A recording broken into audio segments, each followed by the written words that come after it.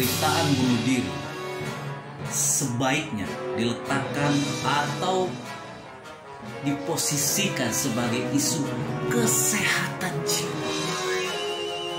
Kesehatan jiwa, bukan isu kriminalitas. Karena bunuh diri bukan disebabkan oleh faktor. Hai, bertemu lagi dengan saya Henry Nusa, YouTuber kampung. Baik, kita akan bicara seputaran dunia wartawan. Ya, wartawan. Di sini saya berbicara selaku wartawan, gitu ya. Saya juga anggota Persatuan Wartawan Indonesia, tergabung di PWI Pokja Kota Jambi, gitu ya. Jadi baiklah, di sini kalau yang lalu kita bicarakan adalah kode etik jurnalistik PWI, kode perilakunya wartawan, kemudian seperti apa sih seharusnya kita memberitakan tentang kejadian, peristiwa yang berhubungan dengan anak, korban, saksi maupun pelakunya adalah seorang anak. Intinya adalah bagaimana membuat pemberitaan yang ramah anak, dan juga kita melindungi di situ ketika korbannya adalah seorang perempuan yang sedang mendapatkan kekerasan atau menjadi korban pelecehan seksual, pemerkosaan dan segala macam. Nah, yang kali ini kita akan membahas tentang yaitu pemberitaan yang terkait tindak dan upaya bunuh diri. Nah, jadi mohon maaf ini rekan-rekan, mohon dulu siapapun yang menonton channel saya terkait pembahasan ini, jika Anda tidak nyaman, mohon untuk tidak ditonton, dan skip saja segera, gitu ya. Namun jika ini adalah menjadi sebuah pengetahuan bagi rekan-rekan untuk melakukan pemberitaan atau menjalankan selaku tugas jurnalistik, lihat pedoman yang akan saya sampaikan. Tapi lagi-lagi jika di pertengahannya ataupun nanti Anda merasa tidak nyaman, mohon langsung di close saja, tidak usah dilanjutkan tontonannya ya. Tidak usah dilanjutkan tontonannya. Jadi saya sudah mengingatkan dari awal, jika tidak nyaman nanti dengan informasi ini, mohon dihentikan nontonnya di bagian manapun, ataupun saat ini merasa tidak nyaman, hentikan saja, gitu ya. Baik, kita lanjut ya. Jadi ada pedoman pemberitaan terkait tindak dan upaya bunuh diri. Upaya bunuh diri ini ditetapkan oleh Dewan Pers, yaitu di Jakarta pada tanggal 22 Maret tahun 2019. Ada 20 poin. Ada 20 poin yang disampaikan. Adapun rinciannya adalah, kita baca dulu. 1. Wartawan mempertimbangkan secara seksama manfaat sebuah pemberitaan bunuh diri. Kalaupun berita dibuat, harus diarahkan kepada permasalahan yang dihadapi orang yang bunuh diri, yang sekaligus adalah korban, bukan justru mengeksploitasi kasus tersebut sebagai berita yang sensasional. 2. Pemberitaan bunuh diri sebaiknya diletakkan atau diposisikan sebagai isu kesehatan jiwa dan bukan isu kriminalitas, karena kasus bunuh diri bukan disebabkan oleh faktor tunggal. 3.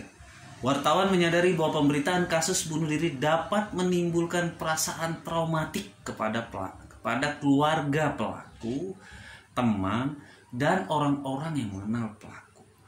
4. Wartawan menghindari pemberitaan yang bermuatan stigma kepada orang yang bunuh diri ataupun orang yang mencoba melakukan bunuh diri. 5. Wartawan menghindari penyebutan identitas pelaku, juga lokasi bunuh diri secara gamblang untuk menghindari aib atau rasa malu yang akan diderita pihak keluarganya. Identitas adalah semua data dan informasi yang menyangkut diri seseorang yang memudahkan orang lain untuk melacak. 6. Wartawan menghindari penyebutan lokasi tertentu seperti jembatan, tebing, gedung tinggi yang pernah dijadikan lokasi bunuh diri untuk menghindari aksi pengulangan.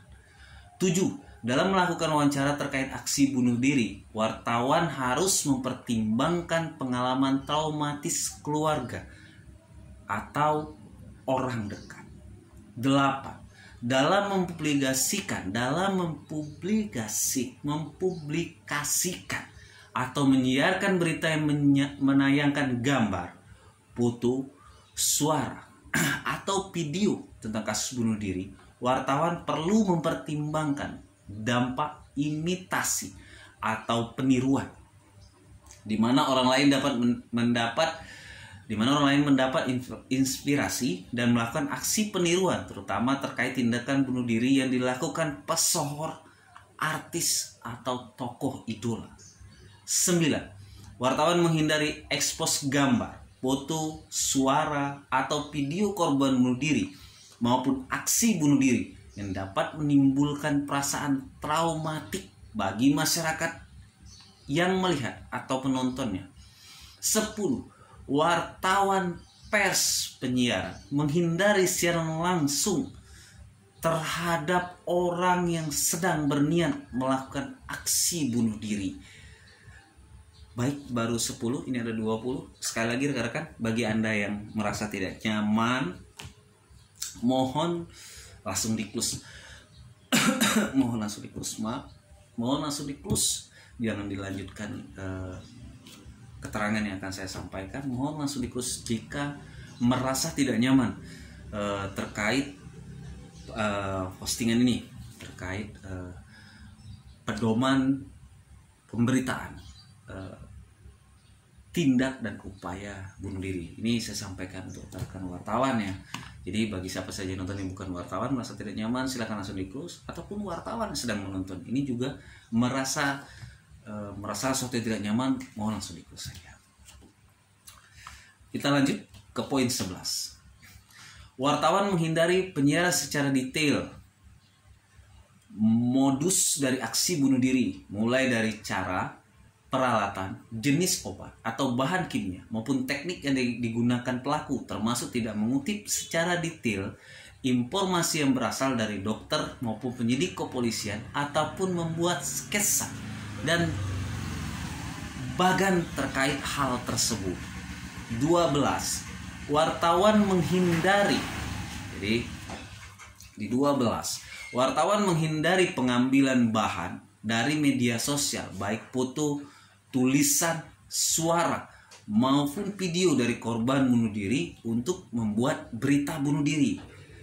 13. Wartawan menghindari berita ulangan terkait riwayat seseorang yang pernah melakukan upaya bunuh diri.